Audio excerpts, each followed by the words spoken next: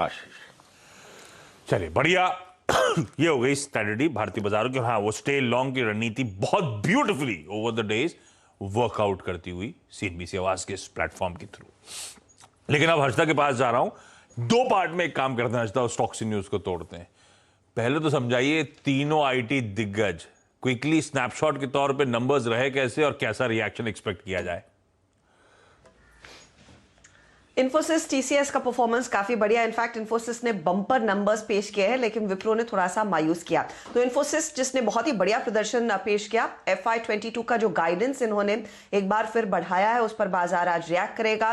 पिछले क्वार्टर में 16.5 to 17.5% का गाइडेंस दिया था।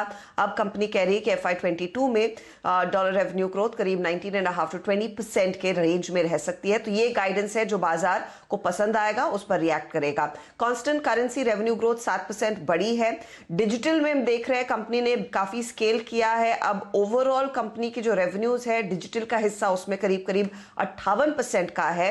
डील पिकअप काफी स्ट्रांग देखने को मिला है, 17% से ज्यादा की डील्स देखने को मिली है। और एक चीज है जिस पर सभी की नजरें रही हैं कि हायरिंग को लेकर क्या कंपनियां कर रही, क्योंकि एट्रिशन रेट्स स्पेशली विप्रो और इन्फोसिस के 20% के ऊपर के हैं।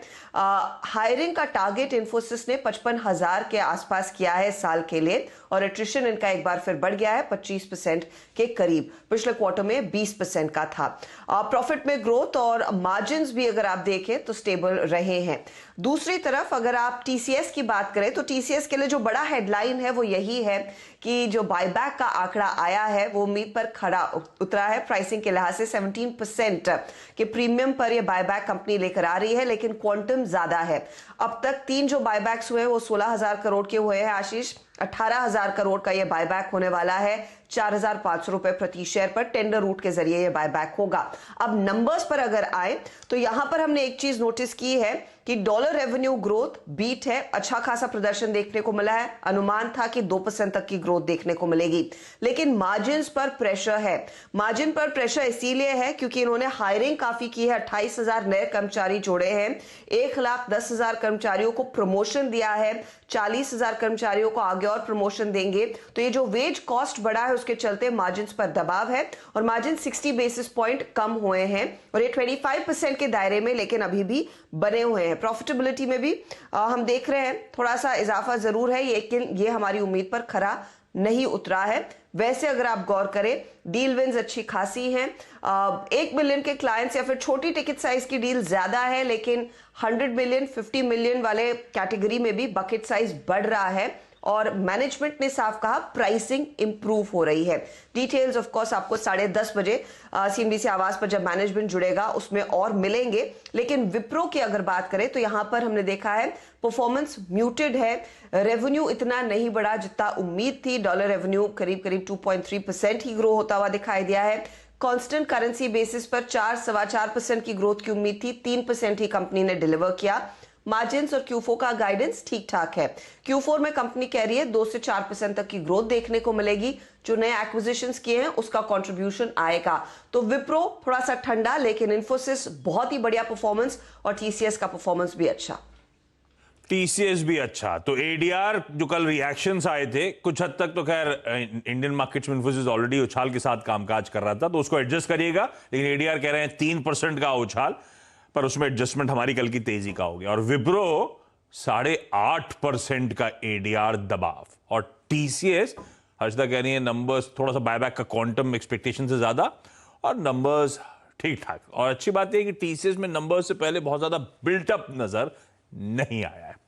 तो चलिए देखते हैं किस तरह के रिएक्शंस आज इन स्टॉक्स में और आईटी एज अ पैक में नजर आते हैं। लेकिन हर्षदा इसके अलावा क्विकली बाकी के stocks in news. Tata Motors radar पर रहेगा। जेएलआर का जो रिटेल आंकड़ा आया है बिक्री का, उसमें सालाना आधार पर 37% की गिरावट है।